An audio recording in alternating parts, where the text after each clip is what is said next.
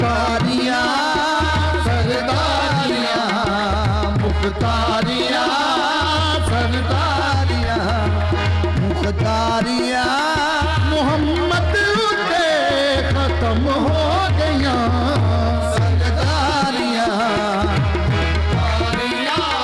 मोहम्मद उते खत्म हो गया सरदारियां मुख्तारियां सरदारियां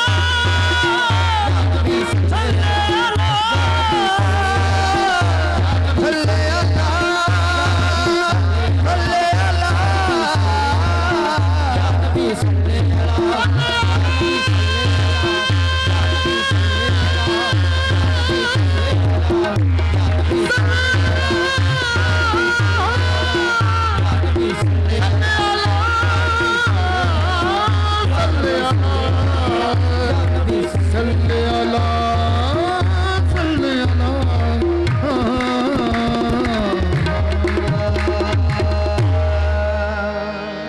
वाह, बहुत खूब।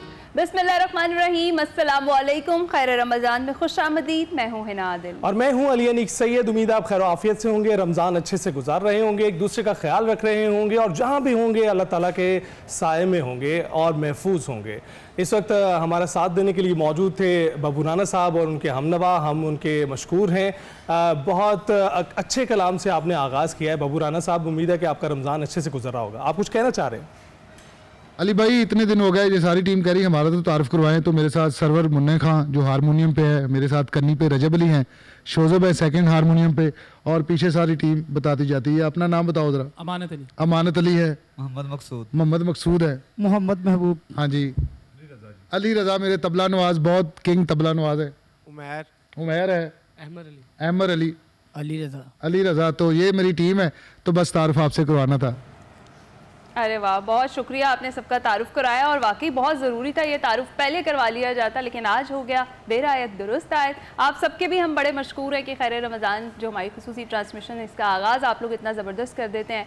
जनाब, आज जुम्मा है और हम ये कह सकते हैं अली कि हो सकता है मेरे जैसे जो लोग हैं जो 29 रोज़ों की तैयारी करते हैं, वो कह सकते हैं कि जुम्मतुल विदा इसको समझा जाए। बहुत सारे लोगों ने मेरी तरह समझा भी और उस तरीके से इसको सेलिब्रेट भी किया, क्योंकि ये सैयदुल अयाम है और खुसूसी तौर पर रमज़ानुल मुबारक का जुम्मा हो तो वो वाकई उसकी अहमियत बहुत ज़्यादा होती है। आज भी हम गुफ्तगू का सिलसिला आगे बढ़ाएंगे। एक खुसूसी टॉपिक है जिस पर हमने बात करनी है। हमारे खुसूसी मेहमान भी हमारे साथ मौजूद होंगे, लेकिन अभी जाएंगे एक छोटी सी ब्रेक पर। खैर रमज़ान में एक बार फिर से खुश आमदीद। अपने मेहमानों का तारुफ आपसे करवाते हैं। सबसे पहले आपको किचन में लेकर चलते हैं। वहाँ पर सिमरन मौजूद होती हैं, रोज़ हमें एक नई रेसिपी बनाना सिखाती हैं। आज उनसे जानते हैं कि आज कौन सी क्विक रेसिपी वो हमें और हमारे नाजरीन को सिखा रही हैं। जी, ओवर टू यू सिमरन। वालेकुम अली एंड हिना, मुझे उम्मीद है आप सबकी ईद की तैयारियां बहुत अच्छी गुजरी होंगी, क्योंकि जैसे जैसे रोज़े आगे बढ़ रहे हैं हमारे ईद करीब आती जा रही है। उसी के साथ साथ आज मैं फिर से वही इंटरेस्टिंग काम करने वाली हूँ और वो ये है कि मैं इस्तेमाल करूँगी कनौर का रेसिपी AI आज फिर से एक और दफ़ा।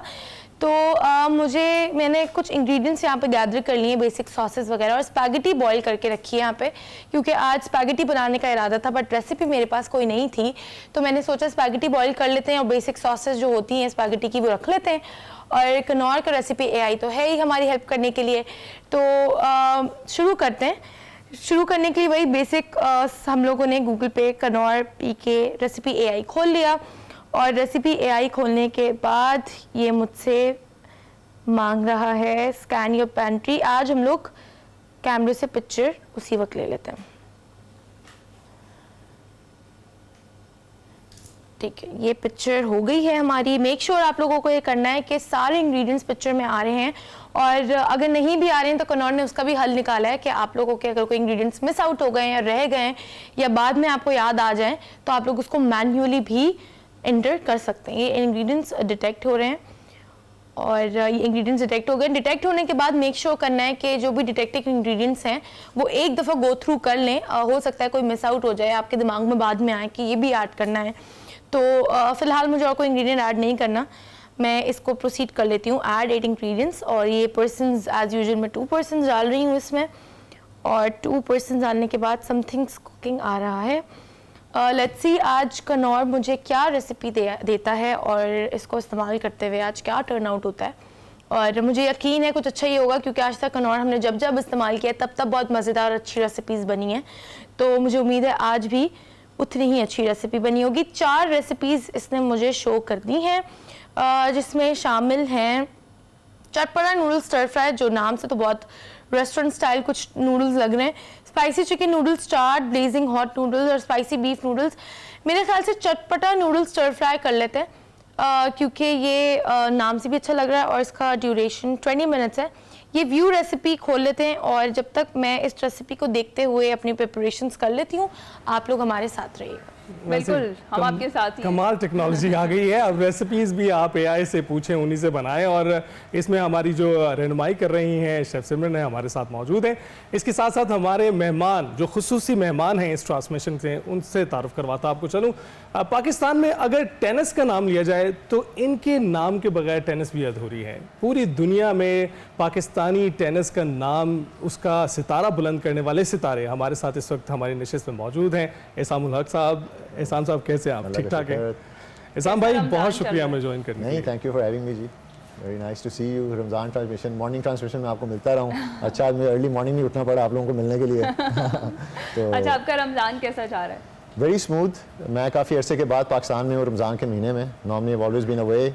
लास्ट टाइम जो पूरे रोज़े रखे थे वो एक्चुअली इन कोविड टाइम्स, उस वक्त भी हमारा टेनिस बिल्कुल बंद थी, लेकिन अब रिटायरमेंट ले ली हुई प्रोफेशनल करियर से and spending lot of time at home. तो अल्लाह का शुक्र है, going very well. Sorry to cut you Ehsan, अभी हम बराह रास्त आपको लेकर चल रहे हैं निहाल हाशमी। व वफादार रहूँगा कि मैं खुलूस नियत से पाकिस्तान का हामी व वफादार रहूँगा जो क़याम पाकिस्तान की बुनियाद है। कि मैं अपने ज़ाती मफाद को अपने सरकारी काम या अपने सरकारी फ़ैसलों पर असरअंदाज नहीं होने दूंगा। कि मैं अपने ज़ाती मकासद को अपने सरकारी काम या अपने सरकारी फ़ैसलों पर असरअंदाज होने नहीं दूंगा। कि मैं इस्लामी जमहूरिया पाकिस्तान के दस्तूर को बरकरार रखूँगा और उसका तहफ़्फ़ुज़ और दिफा करूँगा। कि मैं इस्लामी जमहूरिया पाकिस्तान के दस्तूर को बरकरार रखूँगा और इसका तहफ़्फ़ुज़ और दिफा करूँगा। कि मैं हर हालत में हर किस्म के लोगों के साथ बला खौफ और रियायत और बला रगबत व अनात कानून के मुताबिक इंसाफ करूँगा। कि मैं हर हालत में हर किस्म के लोगों के साथ बिला खौफ और रियायत, बिला रुगबत व अनात कानून के मुताबिक इंसाफ करूँगा। और ये कि किसी शख्स को बिलावास्ता या बिलवास्ता किसी ऐसे मामले की इतला न दूंगा।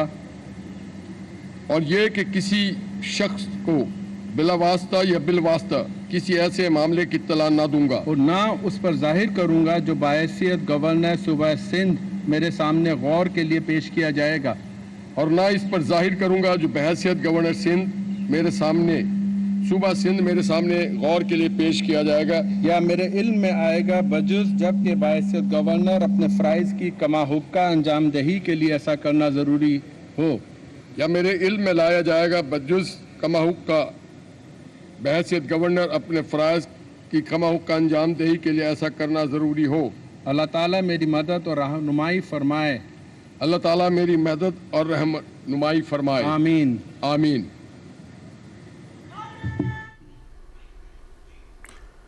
चीफ जस्टिस सिंध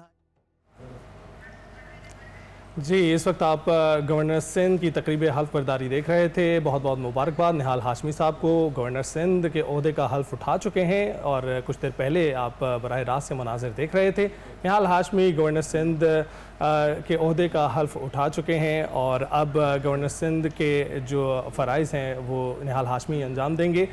इससे पहले कामरान टिसोरी वहाँ पर फ़राइज़ सर अंजाम दे रहे थे और अब निहाल हाशमी गवर्नर सिंध के ओहदे पर फाइज हो गए हैं। गवर्नर सिंध की तकरीब हल्फ बर्दारी थी जो बराह रास्त एक्सप्रेस न्यूज़ की स्क्रीन्स पर आप मुलाहिज़ा फरमा रहे थे। निहाल हाशमी ने गवर्नर सिंध के ओहदे का हल्फ उठा लिया है। कराची से बराह रास्त मनाजिर थे जहाँ पर chief justice Sindh high court ने उनसे उनके ओहदे का हल्फ लिया और अब निहाल हाशमी गवर्नर सिंध हैं। उनकी हल्फ बर्दारी की ये तकरीब थी और उन्होंने अपने ओहदे का हल्फ उठा लिया है। Chief justice Sindh high court ने उनसे उनके ओहदे का ये हल्फ लिया है। सैयद मुराद अली शाह इस तकरीब में मौजूद हैं। उनके साथ साथ सूबाई काबीना के अरकान भी इस तकरीब में मौजूद थे। तो निहाल हाशमी साहब को बहुत बहुत मुबारकबाद। अब बाकायदा से वो अब इस ओहदे पर फ़राइज़ सर अंजाम देंगे। तो ये तो तकरीब जारी थी, हमारे मेहमान से गुफ्तगू हमारी जारी थी। एहसान साहब, सॉरी टू कट यू, आपने देखा ही है कि गवर्नर सिंध की तकरीब हल्फ बर्दारी थी, आप कुछ कह रहे थे? मैं तो अपनी रमज़ान की बारे में बता रहा था आपको। Very very happy and blessed to be with family. और रूटीन अभी फिर भी I am finding it very difficult. हर दिन कोई डिफरेंट रूटीन चल रही है, कोई सहरी किसी के साथ हो रही है, इफ्तारी किसी के साथ हो रही है। बट अल्लाह के फजल करम से feeling very lucky and blessed जी। बात तो सारी यही है। एंड वैसे आप तो हमेशा से कहते रहे हैं कि आप रमज़ान और ईदैन जो है अपनी फैमिली के साथ ही गुजारने को जो है वो आपकी चॉइस यही होती है कि अपनी फैमिली के साथ ही गुजारें। नहीं, हमेशा कोशिश तो यही रही है करियर, लेकिन वो 25-30 साल का टेनिस का था, उसकी वजह से mostly used to be away from home. तो खेलने के वक्त बहुत डिफिकल्ट था, रोज़े रखना कोशिश भी की मैंने, लेकिन इंडिविजुअल स्पोर्ट में and I sweat a lot. Mostly outdoor activity थी तो उसमें रोज़े मिस होते थे, लेकिन कोशिश यही होती है कि घर पे ही हों ताकि सारे रोज़े रख सकें आराम से।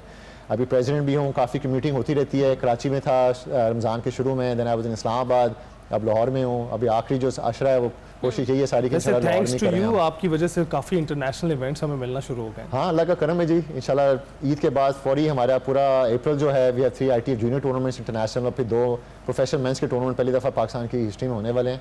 तो डूइंग माई लेवल बेस्ट कि जितना कर सकें तो करें इंशाल्लाह, जितना कुछ कर सकते हैं इंशाल्लाह। हमारे प्रोफेसर साहिबान हमारे साथ मौजूद हैं, प्रोफेसर नासिर महमूद हमारे साथ मौजूद है। अस्सलाम वालेकुम नासिर साहब, आप कैसे हैं?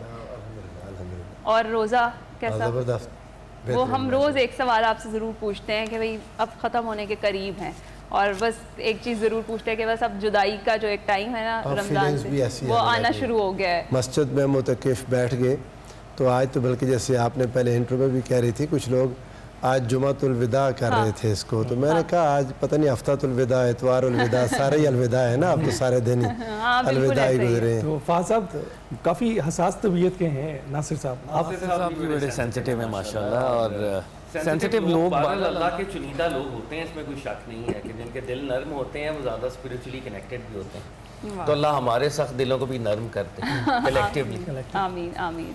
जनाब, आज जिस टॉपिक पर हम बात करने जा रहे हैं वो बहुत ज़्यादा ज़रूरी है, और जिस तरह से जो ईद उल फितर करीब आ रही है उसकी अहमियत पर रोशनी डालना, बात करना बहुत ज़्यादा ज़रूरी हो गया है। हम बात करें सदका फ़ितर की अहमियत और उसका तरीक़ाकार क्या होना चाहिए, और ख़ुसूसी तौर पर इसके लिए जो टाइम फ्रेम है वो कब से कब तक का मुख्तस है, कब तक हमें ये अदा कर देना चाहिए, इस पर हमने बात करनी है। नासिर साहब, आपसे आगाज़ करते हैं इसकी अहमियत पर, और ये जो टाइमिंग की मैंने बात की इस पर ज़रा रोशनी डालिएगा। बिस्मिल्लाहिर्रहमानिर्रहीम। बुनियादी बात यह है कि जो सदका फ़ितर है ये सदक़ात वाजिबा में से है। एक चीज़ याद रखनी चाहिए, जो वाजिब और फ़र्ज़ सदक़ात हैं जैसे ज़कात है और सदका फ़ितर है, या आपने कोई चीज़ मन्नत मानी है, नज़र मानी है और उसमें कोई मैं इतनी चीज़ दूँगा, वो आप पर वाजिब हो जाता है। इसके अलावा बाकी सदक़ात नाफिला हैं। इस्लाम ने ज़कात रखी है इन आपकी जो एक आमदन जो बच गई पूरा साल साहिब निसाब पर, साहिब निसाब शख्स पर 2.5% 2.5% रखा। उसके अलावा फिर जो वाजिबात में से एक ये सदका फ़ितर रखा, जो रमज़ान के रोज़ों में जो साइमीन से, रोज़ादारों से कोई कमी बेशी रह गई, गुफ्तगू में कोई परहेज़ नहीं कर सके, कोई उनसे तकवा के ख़िलाफ़ ऐसा अमल हो गया जो रोज़े की रूह के ख़िलाफ़ था, तो ऐसी चीज़ों की कमी को दूर करने के लिए अल्लाह रब्बुल इज़्ज़त ने एक सदका दिया जो साइमीन रोज़ादारों की इस रोज़े की कमी को पूरा करेगा, और मसाकीन के लिए खाने पीने का ज़रिया उसको बनाया कि वो लोग जो कमज़ोर हैं, जिनके पास अपने बच्चों को खुशी ख़रीद कर देने के लिए पैसे नहीं हैं। खुशी आपको पता है पैसों से ही आती है, हर दौर में ऐसा रहा है। ज़ाहिर है खुराक, खाना पीना, पहनना, ये सारी चीज़ों के लिए आपको पैसे चाहिए हैं, तो उन लोगों तक रकम पहुंचा दी इस बहाने से कि इन रोज़ेदारों की अपनी वो जो कमज़ोरी वो दूर हो जाए, और मसाकीन जो गरीब हैं, फ़ुक़रा हैं, उनके पास पैसे और रकम पहुंच जाए ताकि वो अपने बच्चों को उस खुशी में शामिल कर सकें जिसमें सारी उम्मत और कौम खुशी कर रही होती है। अल्लाह रब्बुल इज़्ज़त ने हुज़ूर नबी करीम सल्लल्लाहु अलैहि वसल्लम को हुक्म दिया, खुज़ मिन अम्वालिहिम सदक़तन तुताहिरुहुम व तुज़क्कीहिम बिहा व सल्लि अलैहिम। ए मेरे प्यारे हबीब सल्लल्लाहु अलैहि वसल्लम, इन लोगों से इनके मालों में से सदका लें, मिन अम्वालिहिम, इनके मालों में से, यानी माल अल्लाह ने दिया लेकिन ये उसकी मेहरबानी है कि उसने उसको हमारा गिना लेकिन फिर उसमें हिस्सा रखा। जैसे एक जगह फरमाया वफ़ी अम्वालिहिम हक़्क़ुन लिस्साइल वर महरूम, कि लोगों के माल में साइल जो सवाल करते हैं और महरूम जो सवाल नहीं कर सकते लेकिन महरूम है, डिप्राइव्ड ऑफ है, उनका हक रखा रब्बे ज़ुल जलाल ने। तो अब वो जो हक है गरीबों, मिस्कीनों, मोहताजों का, वो हमसे अल्लाह रब्बुल इज़्ज़त लेके गरीबों, मिस्कीनों तक पहुंचाते हैं। तो जो ईद उल फितर के करीब आके, ईद उल फितर से 1-2 दिन पहले, ईद की नमाज से पहले तक, यानी 1-2 दिन पहले, मैं ये पर्टिकुलरली कह रहा हूँ, पीछे रमज़ान में आप सदक़ात दें, ज़कात दें, उसको सदका फ़ितर ना करें। सदका फ़ितर ईद उल फितर की खुशियों में शामिल करने के लिए 1-2 दिन पहले दें, ताकि वो लोग अपने लिए कोई चीज़ ईद की शॉपिंग करना चाहें वो उससे कर सकें और ईद की खुशियों में हमारे साथ शरीक हो सकें।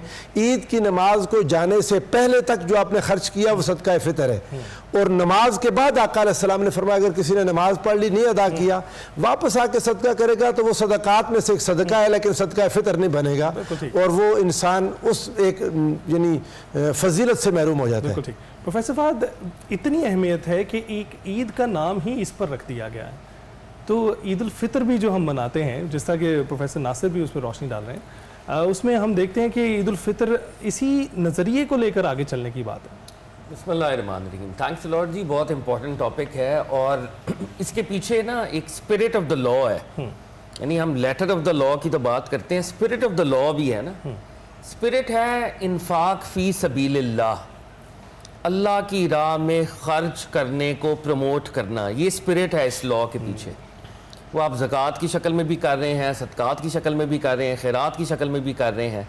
और इस ईद में वो रोज़े जो रब्बुल इज़्ज़त फरमाता है, प्रॉफिट सल्लल्लाहु अलैहि वसल्लम के ज़रिए में इतला दी गई, जो मौलक हो जाते हैं, अल्लाह ताला की तरफ पहुँचते नहीं हैं जब तक आप ये वाला सदका अदा नहीं करते।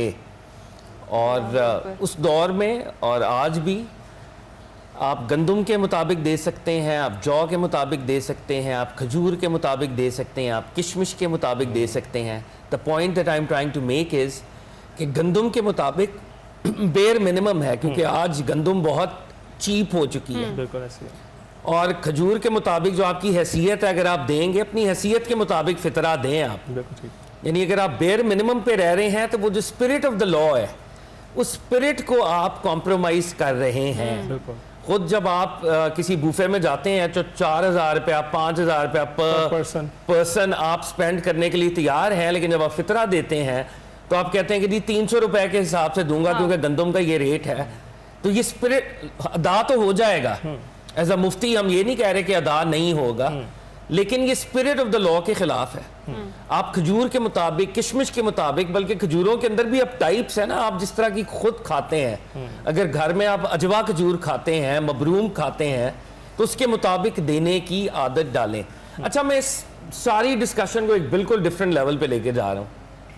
इसामुल हक साहब मौजूद हैं, टेनिस फेडरेशन के प्रेसिडेंट हैं। अब देखें कि हमारे कितने टैलेंटेड स्पोर्ट्समैन हैं जो पैसे के ना होने की वजह से अपनी स्पोर्ट करियर्स को परस्यू नहीं कर सकते जी। ये वो एरिया है जहां पर इन्फाक सबील अल्लाह, टैलेंट हंट करके हमें उन लोगों को हम एम्पावर कर सकते हैं जो बहुत ज़्यादा गिफ्टेड हैं, टैलेंटेड हैं, but they lack resources.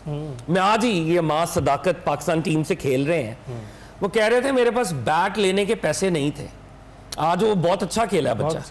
Mohammad Rizwan gave me 60,000 rupees, उसने कहा बेटा बैट ले लेना और जब भी तुम्हें प्रॉब्लम हो तो तुम मेरे पास आना। और वो कह रहा है कि मैं मोहम्मद रिजवान के एहसानात के तले दबा हुआ हूँ। एज ए नेशन हम क्यों स्पोर्टिंग नेशन भी नहीं बन सकते? टैलेंट तो बहुत है, we are brimming with talent, but वो इन्फाक सबीलिल्लाह जो है उसका एक एस्पेक्ट स्पोर्ट्स में इन्वेस्ट करना भी हो सकता था, टैलेंट को नर्चर करना भी हो सकता था। बिल्कुल, शायद हम नहीं कर पा रहे। इस पे जरूर बात होनी चाहिए। और एहसान से तौर पर जो सदका फितर की इंपॉर्टेंस है उस पर जो गुफ्तगू हम कर रहे हैं वो हम जरूर करेंगे, लेकिन छोटी सी ब्रेक के बाद।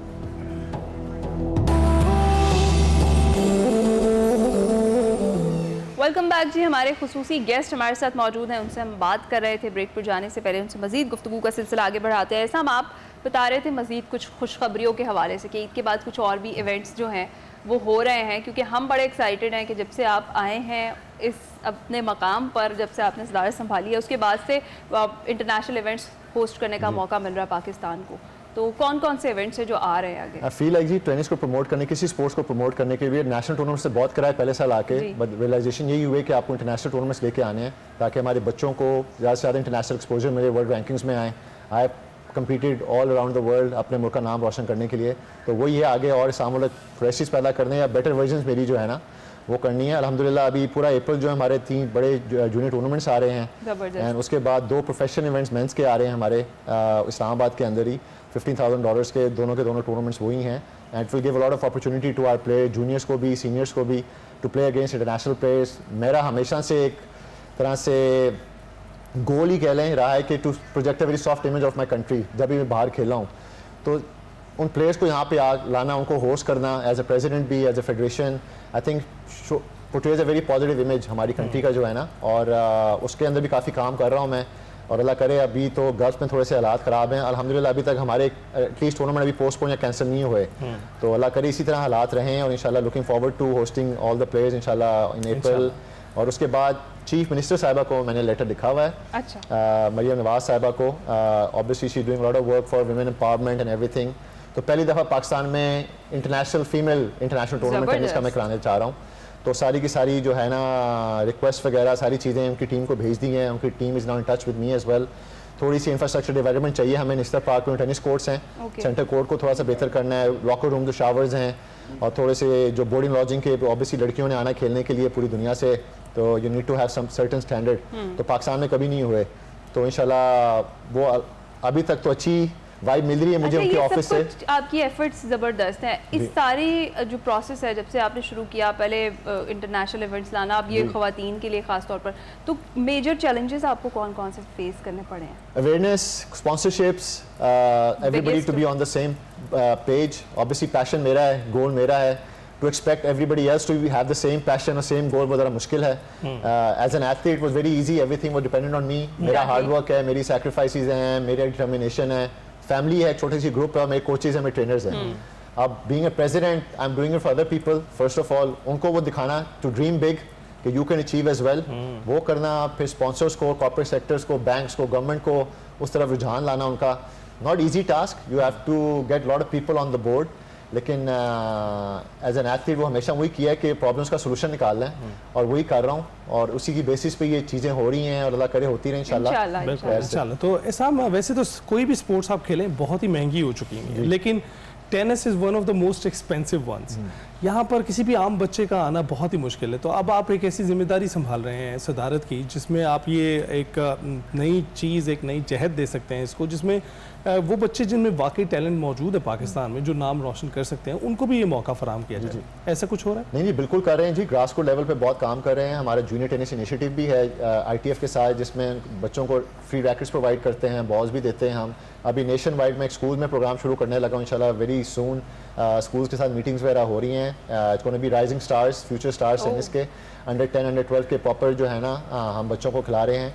एंड जो आपने बात की हम्बल बैकग्राउंड से जो बच्चे हैं, अभी अंडर 12 की टीम है हमारे बच्चे, KPK की भी हैं, हैदराबाद से भी जा रहे हैं। We sponsoring them, we sending them abroad. मैंने एज टेनिस पाकिस्तान शुरू किया था 3 years बैक, जिसके अंदर आई सेलेक्टेड, पूरा ट्रायल्स कराया था लाहौर में, कराची में, इस्लामाबाद में, पेशावर में। सेलेक्टेड बॉयज़ एंड गर्ल्स जिनको आई फेल्ट कि there have lot of talent, and उनकी ball fees, court fees, travelling fees, trainers की फीस, सबका बेड़ा मैंने उठाया हुआ है। And I am getting sponsors for them. एक अल्लाह की फजल करम से एक नाम है, एक फेस वैल्यू है। स्पॉन्सर्स रिगार्ड करते हैं, व्हेन आई टेल देम कि these are the talented kids. अभी हमारे 2 बच्चे हमने पूरे 1.5 माह के लिए हैदराबाद से और पेशावर से हमने अमेरिका भेजे फॉर ट्रेनिंग। पूरा स्पॉन्सर था। Super thankful to Bard foundation, उनके मिलके हमने वो चीज़ की। एंड और भी बड़े स्पॉन्सर्स हैं माशाल्लाह से, they part of this age tennis Pakistan, जिसमें हम बच्चों को जो है ना यही making them understand they should be part of the journey, not when they become superstars. Right. I got my first financial sponsor when I was 27 years old. उससे पहले everything was जो है ना सारे मेरे पेरेंट्स से मेरे चीज़ें ना फाइनेंशियल की, उसके बाद फिर स्पॉन्सर्स आना शुरू हुए। तो अब इन जर्नी का हिस्सा बन रहे हैं ये कॉर्पोरेट सेक्टर्स वाले। And so far is been very good जी। हम तो कोशिश करें टू बहुत कम पैसों में जो है ना चीज़ें बच्चों को प्रोवाइड करें इंशाल्लाह। में आप टैलेंट कितना देख रहे हैं पाकिस्तान में टेनिस के लिए? लाइक हमें नज़र आता है कि जो भी नई गेम आती है उसके लिए बच्चे बड़े एक्साइटेड होते हैं और कुछ पैशनेट भी होते हैं। इसमें पैशन कितना है, टैलेंट कितना देख रहे हैं हमारी नई जनरेशन? अभी मैं आई फील जी 1-1.5 साल से बहुत ज़्यादा हो गया। सारी जो इक़दाम हम कर रहे हैं फेडरेशन लेवल के ऊपर, बच्चों को बाहर भेज रहे हैं, ट्रेनिंग से लिए भेज रहे हैं, बाहर से कोचेज यहाँ पे लेके आ रहे हैं, इंटरनेशनल इवेंट्स यहाँ पे इतने करा रहे हैं। जो महंगी स्पोर्ट्स की बात की महंगी बन जाती है when you have to travel abroad all the time. I am trying to bring those tournaments to Pakistan. पहले था कि 10-12 साल से 15 साल से इंटरनेशनल टेनिस फेडरेशन हमें दे ही नहीं रही थी, बिकॉज जो हालात हैं मुल्क के और जो भी हैं उनको पहले वो पूरा उनका विजन जो है वो चेंज करवाया, उनका कॉन्सेप्ट पूरा चेंज कराया, एक माइंडसेट। उसकी वजह से जहाँ पे हमें 2-2 टूर्नामेंट्स मिलते थे अब 7-7 मिल रहे हैं। इस साल we have 7 international junior tournaments under 18 के साथ। तो जहाँ पे हमने बच्चों को बाहर भेजना था 3 को, 4 को, 5 को, ना 20-25 बच्चे वो टूर्नामेंट्स खेल रहे हैं। दे मेकिंग रैंकिंग्स और प्रोफेशनल टूर्नामेंट्स भी करा रहे हैं हम, ताकि हमारे मेन को, फीमेल प्लेयर्स को भी जो है बेसिकली जो सर ने बात की, इट्स ऑल अबाउट पैसे से में खुशी होती है, तो you have to give them opportunities to earn in dollars अगर आप इंटरनेशनल टूर्नामेंट्स करा रहे हैं, एंड उससे दे गेट मोर मोटिवेटेड भी और उनको इंस्पिरेशन भी मिलती है। अच्छी बात तो ये है एहसाम कि आप मौजूद हैं और हमें पता है कि पाकिस्तान का जो टेनिस का फ्यूचर है इट्स इन सेफ हैंड्स। हाँ, एग्जैक्टली। अली भाई कर तो रहा हूँ। All I tell the players also, I'll provide you all the opportunities. The only thing I can't do for you is to play for you. Exactly, वो मैंने तो खेलना आपने आगे से डेफिनेटली, और वो आपकी वजह से ही चल रहा है। अभी हम जाएंगे जी छोटी सी ब्रेक पर।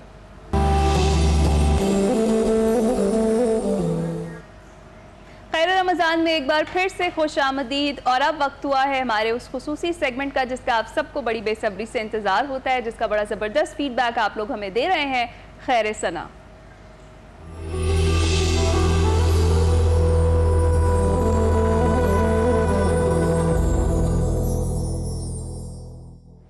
आपको पता है कि खैर सना के सेगमेंट में हमारे साथ नन्हे नातख़्वाह मौजूद होते हैं और वो नाते रसूल मकबूल सल्लल्लाहु अलैहि वसल्लम यहाँ पर पेश करते हैं। आज के जो नन्हे मेहमान हैं उनका तारुफ आपसे करवा देती हूँ। हमारे साथ उज़ैरा अफजल हैं, हाफिज़ सजावल कादरी हैं, हसीब हसन हमारे साथ मौजूद हैं। आप तीनों का बड़ा शुक्रिया। सबसे पहले उज़ैरा से रिक्वेस्ट करेंगे कि वो नाते रसूल मकबूल सल्लल्लाहु अलैहि वसल्लम पेश करें।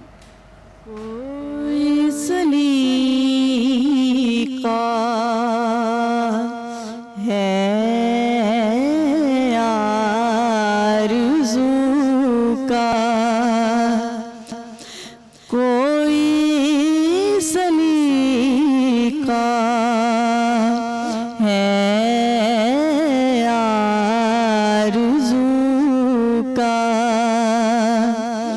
न बंदगी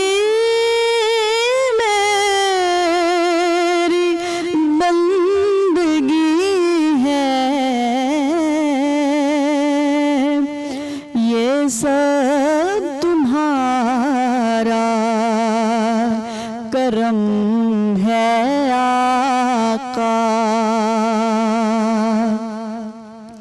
के बात अब तक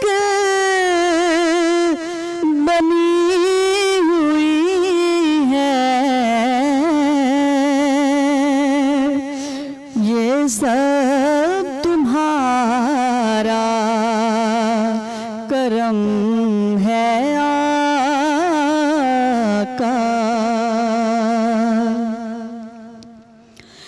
अमल की मेरे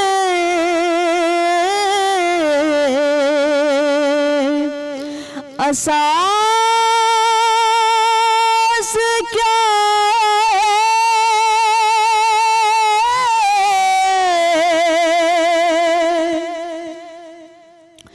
बजुज़ नदामत के पास क्या है,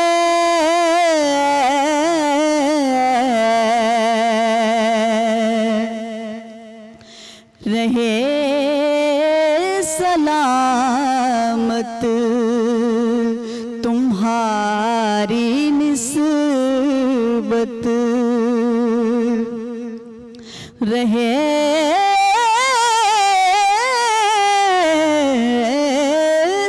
सलामत तुम्हारी निस्बत।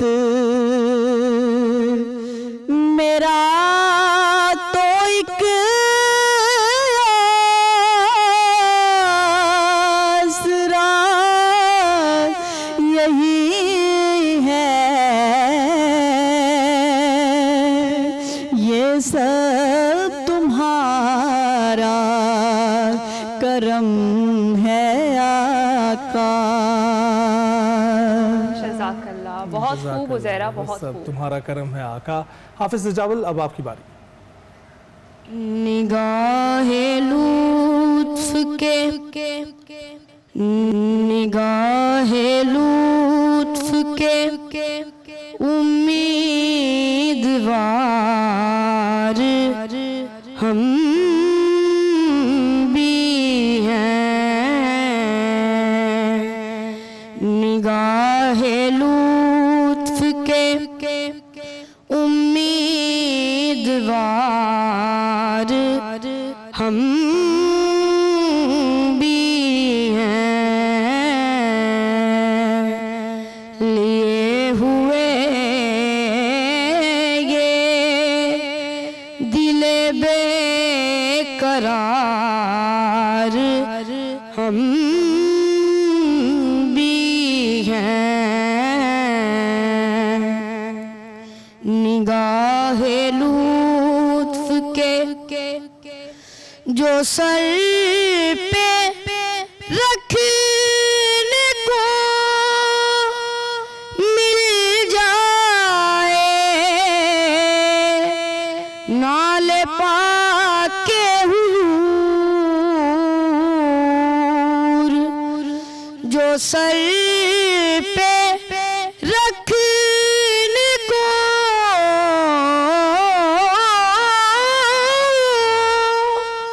मिल जाए,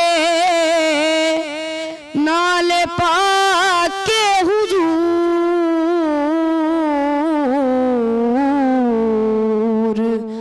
तो फिर कहेंगे कि हाँ ताजदार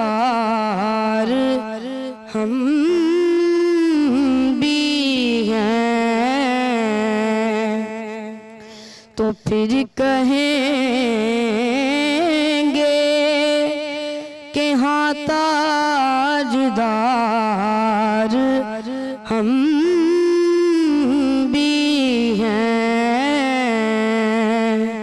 निगाहे लुत्फ के हसन है जिनकी सखावत की धूम आलम में, हसन है जिनकी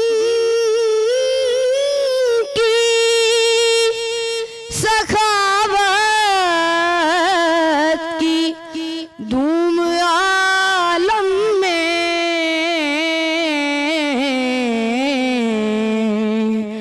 उन्हीं के तुम भी हो इकरे ज़ख़ार हम भी हैं। निगाहे लुत्फ के उम्मीदवार हम भी हैं। सुभान अल्लाह, बहुत खूब, बहुत खूब। हसीब, अब आपकी बारी।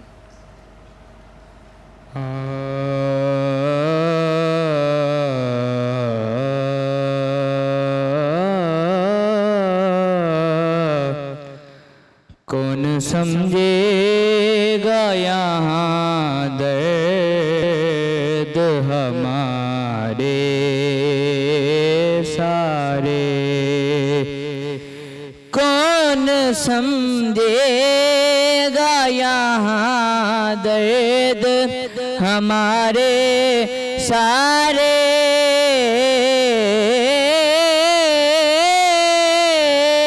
कौन समझेगा यहाँ दर्द हमारे सारे। आओ तैबा, आओ तैबा को चलें दर्द के मारे सारे। मेरी आँखों को यूं अज़बर है मदीना सारा,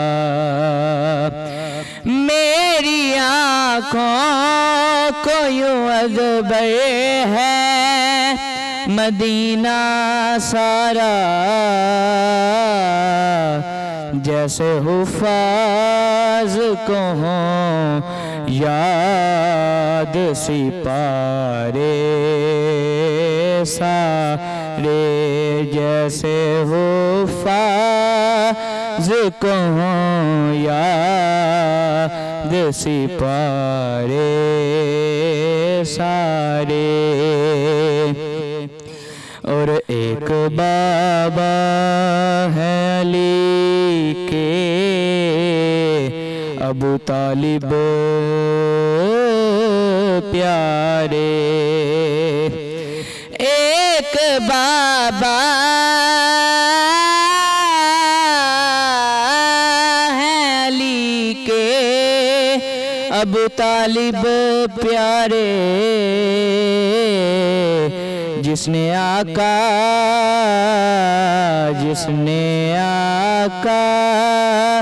पे हैं वारे अपने प्यारे सारे।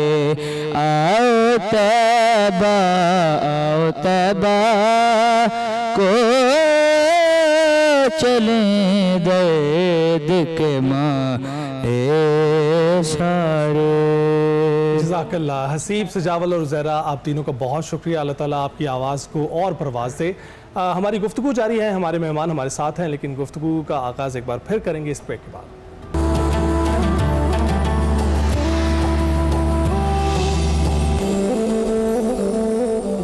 खैर रमज़ान में खुश आमदीद। जनाब हमारे मेहमान मौजूद हैं, उनसे गुफ्तगू करते हैं। एहसान, हम आपके बड़े मशकूर हैं कि आप आए खैर रमज़ान में, और आपने जिस तरीके से जितनी आवाम को खुशखबरियाँ सुनाई हैं ना टेनिस के हवाले से, उसके लिए हम एक्साइटेड भी हैं, थैंकफुल भी हैं।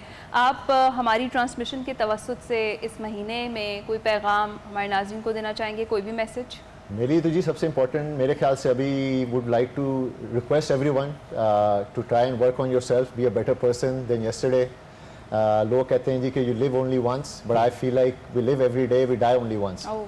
तो every day is an opportunity for yourself to be better, whether you are a husband, a father, a son, brother, sister, जो भी है, अपनी बेटर वर्जन जो है हर साल हर दिन उस पर काम करें, और जो भी ऑक्यूपेशन कर रहे हैं उसको नियति के साथ करें, ध्यानदारी से करें, ऑनेस्टी के साथ करें, एंड लव बांटें एक दूसरे के अंदर। And I think peace is the only way in the world to move forward. And अल्लाह करे दुनिया के हालात, पाकिस्तान के हालात उससे बेहतर हों, एंड एक दूसरे से प्यार करें बस यार, लाइक पुडिंग ना करें बस। बिल्कुल ठीक है। प्रोफेसर नासिर जी हाँ, मैं जी सदका फ़ितर के हवाले से ये बात कहना चाहूँगा कि हर छोटे मासूम बच्चा है ना, छोटा इवन जो ईद की सुबह में पैदा हुआ है नमाज से पहले, वालिदैन को उसका भी सदका फ़ितर देना है। जी हाँ, अगर आपके घर में कोई मेहमान आ गया है और उसने सदका फ़ितर अदा नहीं किया तो मेज़बान को चाहिए उसकी तरफ से भी सदका फ़ितर अदा करें। घर में जो मुलाजिम है, आपके घर में रहने वाले, आप घर में स्टे करते हैं, उनकी तरफ से भी सदका फ़ितर मालिक को देना ज़रूरी है। और हर बंदा, जिनको मैं ये कहूँगा इसमें सदका फ़ितर के लिए ज़रूरी नहीं है कि आप साहिब निसाब हो, जैसे ज़कात के लिए है कि आपके पास एक पर्टिकुलर इनकम पूरे साल में जमा हो तो फिर साहिब निसाब होता है। इसमें यह है कि अगर आपके पास माह रमज़ान में इतनी रकम है कि आपकी सारी अफ्तारी से बच के अपने बच्चों के काम कर लिए, खुशियाँ ले ली, अब इजाफी पैसे हैं तो ज़रूर दें। गंदम के लिहाज से अपने से कम तर को, हर कमज़ोर से कमज़ोर बंदा भी अपने से मज़ीद कमज़ोर को देख के उसे दे दे। इंशाअल्लाह आइंदा साल अल्लाह रब्बुल इज़्ज़त उस पर करम फरमाएगा और वाकई वो अपनी इनकम में से देने वाला बनेगा। तो हर कोई दूसरों की खुशियों का ख्याल करे। सही बात साहब, आप कैसे कंक्लूड करें? जी बिल्कुल, जैसे प्रोफेसर नासिर साहब बात कर रहे हैं, जो स्पिरिट है वो redistribution of wealth and resources की है। रिलीजन इस फिलॉसफी के ऊपर खड़ा हुआ है कि जो अमीर है वो अपने माल से भी निकाले और वो रीडिस्ट्रीब्यूट करे रिसोर्सेज को, और मूवमेंट ऑफ वेल्थ हो, दौलत का इर्तकाज ना हो, दौलत जो है वो एक जगह पे स्टैगनेंट या स्टेशनरी ना रहे। तो सदका फ़ितर की बात हम कर रहे हैं ख़ास तौर पे, इसके पीछे भी ये स्पिरिट भी है, movement of wealth and resources. ज़कात के पीछे भी ये स्पिरिट है, movement of wealth and resources, क्योंकि जैसे ही ये मूवमेंट ऑफ वेल्थ होती है तो नई अपॉर्चुनिटीज़ भी क्रिएट होती हैं, सारे मामला चलते हैं। अल्लाह हमें रमज़ान की बरकतें समेटने का और इसकी टाइमिंग भी फासब जरा दोबारा हम चाहेंगे। टाइमिंग जैसे प्रोफेसर नासिर साहब ने भी बताया कि हमने ईद की नमाज से पहले इसको लाजमन ज़रूर अदा कर देना है, और पर पर्सन यानी हर बंदे ने अपना भी अदा करना है, और जो उसके जिम्मे उसका कुंबा है, जैसे इन्होंने बताया फैमिली है उसका भी अदा करना है, कोई घर में मुलाजिम काम कर रहा है उसका भी अदा करना है, और ये अजनास के मुताबिक है, जैसे गंदम, जौ, खजूर, किशमिश, ठीक है, इसके मुताबिक है, और उसका निसाब कैलकुलेटेड जो बेयर मिनिमम है हुकूमत पाकिस्तान की तरफ से, मुफ्ती आजम की तरफ से आया है, वो गंदम के एतबार से 300 रुपीज़ पर पर्सन है, बेयर मिनिमम। लेकिन जो साहिबान हैसियत है वो गंदम पे ना रहे, वो जौ, खजूर, ठीक है। किशमिश, उसके मुताबिक पर पर्सन अपने वो घर में जरूरी है। कैलकुलेट करें। 5 अफराद हैं, 7 ठीक है। अफराद हैं, आपने वो डिस्ट्रीब्यूट करना Right. है। और क्विकली नासिर साहब, एक चीज मेरा एक जी, जी। सवाल वो ये है कि क्या अपने रिश्तेदारों में से किसी को दिया जा सकता है? हाँ हाँ, रिश्तेदारों को देना ज़्यादा स्वाब है। ठीक है। देखिए, अपने वालिदैन को, दादा दादी को नहीं दे सकते, अपनी औलाद पोते पोती इनको नहीं दे सकते। ठीक है। लेकिन इसके अलावा जो आपके रिश्तेदार ठीक है, उनको उनको दे सकते हैं। बड़े खूबसूरत तरीके से सदका फितर पर रोशनी डाली है साहिबान ने, तो इसको जरूर अदा कीजिए और बर वक्त अदा कीजिए। अभी हम छोटी सी ब्रेक पर जाएंगे। खैर रमज़ान में एक बार फिर से खुशामदीद। अभी आपको लेकर जाएंगे हम किचन में, क्योंकि शेफ़ सिमरन हमारे लिए स्पाइसी नूडल्स, कोई चटपटे नूडल्स की रेसिपी जो है वो तैयार कर रही थी। उनसे पूछते हैं कि वो कहाँ तक पहुँची हैं। सिमरन, कहाँ तक पहुँची है रेसिपी? जी, तो तैयारी मेरी मुकम्मल है। स्पैगेटी मैंने बॉईल करके रख ली थी। अच्छा, बॉईल करने के बाद इसको ठंडे पानी से रिंस किया जाता है और इस पर थोड़ा सा ऑयल डाल के रख लेते हैं, ताकि चाहे वो पास्ता हो चाहे वो स्पैगेटी हो, एक साथ ज़्यादा ना चिपके बनाते वक्त। ये मैंने रख ली है। कनौर ने जो मुझे रेसिपी दी थी उसको इस्तेमाल करते हुए आज हम बनाने वाले हैं चटपटा नूडल्स स्टर फ्राई। बहुत ही आसान इसने मुझे रेसिपी दी है, जल्दी बनने वाली दी है। सबसे ज़्यादा एक ज़रूरी काम जो रह गया है वो है हाथ धोने का, तो पहले वो कर लेते हैं, फिर रेसिपी AI को फॉलो करते हुए अपना खाना भी बना लेंगे। सबसे ज़्यादा बीमारियां हमारे हाथों से फैलती हैं, लिहाजा आप लोग हमेशा मेक श्योर करें कि खाना पकाने से पहले हाथ अपने धोएं। और मैं यहाँ इस्तेमाल कर रही हूँ लाइफ बॉय, क्योंकि लाइफ बॉय ने निकाला है ये नया सोप का नया वेरिएंट निकाला है और इससे झाग भी बहुत अच्छा बनता है। और लाइफ बॉय देता है आपको और आपकी फैमिली को 100% स्ट्रॉन्गर जर्म प्रोटेक्शन। और सबसे अच्छी बात मुझे सोप की ये लगती है कि इसकी खुशबू बहुत अच्छी है, फ्रेगरेंस बहुत इसकी प्लेजेंट है और मुझे अपने हाथ भी बहुत मॉइस्चराइज्ड फील होते हैं ये सोप यूज़ करने के बाद। तो शुरू करते हैं। कनौर ने मुझे ये बताया कि पहले मैं थोड़ा सा ऑयल गरम करनी हूँ, मुझे उसमें थोड़े से मसाले सौटे करने हैं और अनियन डालने के बाद बाकी सॉसेस ऐड करने हैं और मेरे स्टर फ्राई नूडल्स तैयार होंगे। जैसे जैसे सेगमेंट आगे बढ़ेगा आज हम बनाने वाले हैं एक और बहुत मज़ेदार सा शेक, और आज का शेक भी कंप्लीट करेगा वॉल्स का फ्रोज़न डेजर्ट, क्योंकि वॉल्स बढ़ाता है खुशियाँ और बनाता है हर मोमेंट को ख़ास। चूल्हा इसका जला दिया था। ऑयल मैं ऐड कर देती हूँ इसमें। डालडा कॉर्न ऑयल हम इस्तेमाल कर रहे हैं जो कि है 100% प्योर और कोलेस्ट्रॉल फ्री।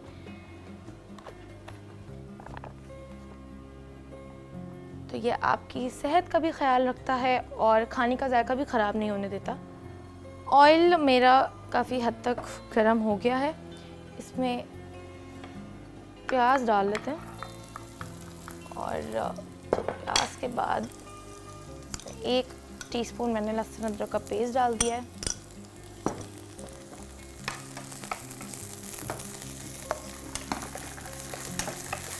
ठीक है, इसमें मैं ऐड कर रही हूँ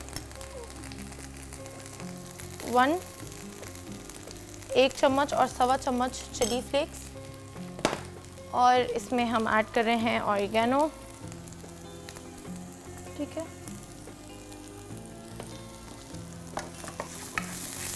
थोड़ा सा इसको सौटे कर लेते हैं और सौटे करने के बाद इसमें हम ऐड कर लेंगे soya sauce, hot sauce, chilli sauce.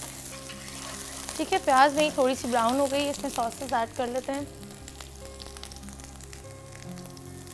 1 teaspoon soya sauce add कर दिया है मैंने, 1 टीस्पून हॉट सॉस और 1 टीस्पून चिली सॉस ऐड कर दिया है।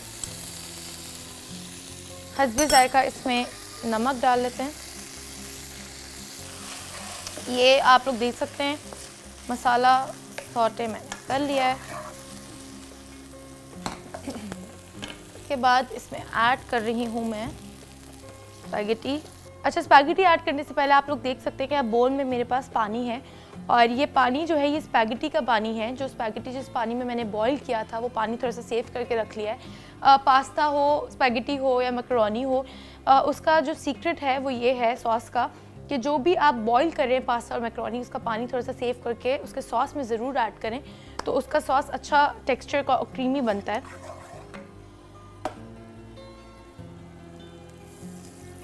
ये पानी इसमें ऐड कर लिया है। थोड़ा सा ये स्टर फ्राई करके इसका पानी जलाना है और पानी जलाने के बाद मैं इसमें स्पैगेटी ऐड करूँगी। स्पैगेटी ऐड करने के बाद धनिया से इसको गार्निश कर लेंगे। आप लोग चाहें तो धनिया सॉस में भी डाल के ऐड ऑन कर सकते हैं। ये मेरी बेसिक चीज़ें हैं जो मैंने इस्तेमाल करी हैं और कनौर की रेसिपी AI ने मेरी आज हेल्प करी है ये नूडल्स बनाने में। इसी के साथ साथ हमारे शो खैर ख्वान के साथ ताउन किया है कई ब्रांड्स ने, जिसमें शामिल है डालडा कुकिंग ऑयल, हमदर्द के मसाले और रूह अफ़ज़ा, 7 अप, सबरोसो जो कि है chicken specialist, blue Sarna, ensure, Knorr, peak drinks का सुपर, और हमारे साथ है वॉल्स का फ्रोज़न डेजर्ट।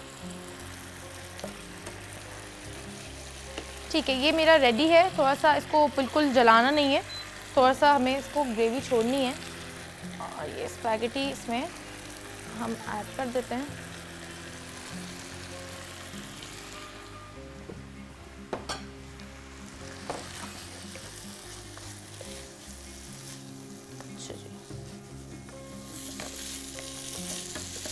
ठीक है, ऊपर से मैं इसमें थोड़े से चिली फ्लेक्स ऐड कर देती हूँ और धनिया ऐड कर लेते हैं इसमें। धनिया फाइनली चॉप हो जाए।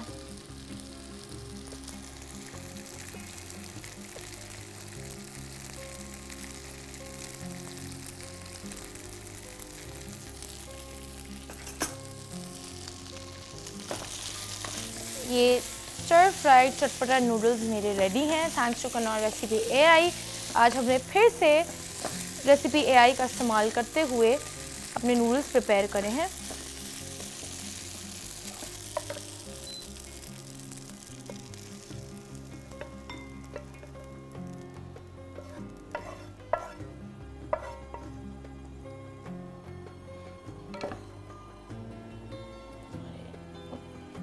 शेक के इंग्रेडिएंट्स मैं बताती चलूँ तो यहाँ पे मेरे पास कॉफ़ी का पाउडर है, इंस्टेंट कॉफ़ी का पाउडर है, हॉट चॉकलेट का मिक्स है, ये भी पाउडर है, पाउडर फॉर्म में है, और मैं इस्तेमाल करूँगी वॉल्स की वनीला और मिल्क, और मेरा शेक झटपट रेडी हो जाएगा। ब्लेंडर में करना ये है कि पहले कॉफ़ी की बेस तैयार करनी है। कॉफ़ी की पेस्ट बहुत ज़रूरी है, लेकिन असली मैजिक इसमें तब ऐड होगा जब वॉल्स की वनीला ऐड होगी, जो कि देगी इसको एक फ्लफ़ी सा टेक्स्चर, फ्रॉथी सा टेक्स्चर। तो पहले कॉफ़ी का बेस तैयार कर लेते हैं। कॉफ़ी के बेस के लिए 1/2 table spoon coffee mix, instant coffee mix मैंने यहाँ डाल दिया है, और 1/2 table spoon hot chocolate mix डाल दिया। इसके बाद मैं ऐड करूँगी मिल्क। अच्छा, दूध जो है वो ठंडा इस्तेमाल होगा, तो ठंडे दूध का 1 कप इसमें ऐड ऑन कर लेते हैं। तकरीबन 1 कप मैंने इसमें डाल दिया है। पहले इसको ब्लेंड कर लेते हैं। जब ये अच्छा सा मिक्सचर इसका बन जाएगा तो इसमें हम वॉल्स की वनीला ऐड कर देंगे। अच्छा, तेज स्पीड पे इसको ब्लेंड करना है, हाई स्पीड पे 5 से 10 सेकंड के लिए।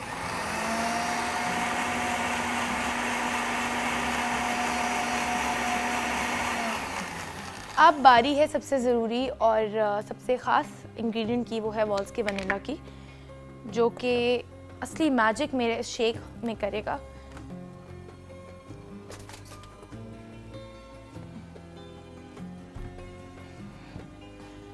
ये वॉल्स की वनीला मेरे सामने है।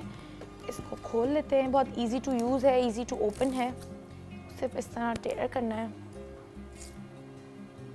वॉल्स की वनीला, क्योंकि वॉल्स बढ़ाता है खुशियाँ और ये बनाता है हर मोमेंट को ख़ास, और इसमें कई फ्लेवर्स मौजूद हैं, तो बच्चा हो या बड़ा हो सब अलग अलग फ्लेवर्स पसंद करते हैं। वॉल्स के पास हर फ्लेवर मौजूद है, तो कोई ना कोई आपकी पसंद का, आपकी लाइकिंग का फ्लेवर आपको इसमें मिल जाएगा। ये मैंने वॉल्स की वनीला यहाँ पे ओपन कर लिए है, और ये इसमें हम लोग अराउंड 2 स्कूप्स मैं इसमें ऐड कर रही हूँ शेक में। तो अब आप लोग देखिएगा कि वॉल्स की वनीला की वजह से इस शेक का असली फ्रॉथी और जो फ्लफ़ी टेक्सचर आएगा वो इस वनीला की वजह से आएगा। ये वॉल्स का फ्रोज़न डिज़र्ट है, वनीला फ्लेवर में है, और भी फ्लेवर्स इसमें बहुत सारे हैं। तो अगर आपको कॉफ़ी का शेक और दूसरे कई फ्लेवर्स में बनाना है, चॉकलेट फ्लेवर में बनाना है, कैरेमल फ्लेवर में बनाना है, तो वॉल्स आपको उसकी भी सहूलत फराहम करता है।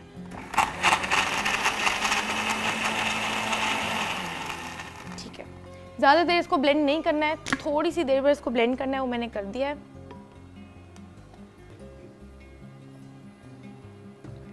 इसको सर्व कर लेते हैं, वापस में रख देती हूँ। अच्छा जी, आप लोग देख सकते हैं कि वॉल्स की वजह से, वॉल्स की बदौलत इस शेक का टेक्सचर ना सिर्फ फ्लफ़ी और वेलवेटी है, बल्कि ये शेक बहुत थिक भी बना है। और सिर्फ थिक ही नहीं, वॉल्स की वजह से इसके एक एक घूंट में मिठास और कॉफ़ी का भी टेस्ट हमें मिलेगा। अच्छा, इसमें ये शेक तो मेरा तैयार है, मगर इसमें मैं एक और चीज़ ऐड करने वाली हूँ, वो ये है वॉल्स की चॉकलेट फ्रोज़न डेज़र्ट।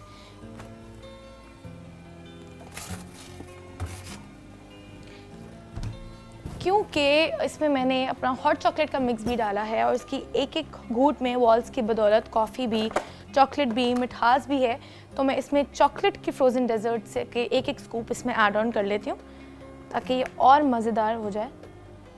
इस तरह से तैयार है।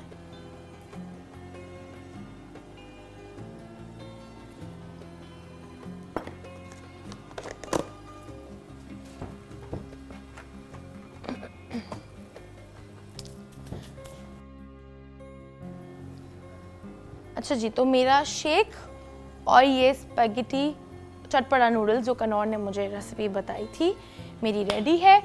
मुझे उम्मीद है कि आप लोगों को भी रेसिपी उतनी ही कोई और अच्छी लगी होगी जितनी मुझे लगी, but thanks to Knorr AI, उसकी वजह से आज का जो हमारा खाना था वो पॉसिबल हुआ और झटपट भी बन गया और मज़ेदार भी लग रहा है।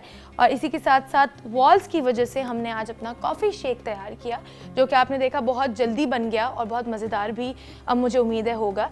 तो तब तक के लिए अपना ख्याल रखिएगा, मिलते हैं एक और नई रेसिपी के साथ।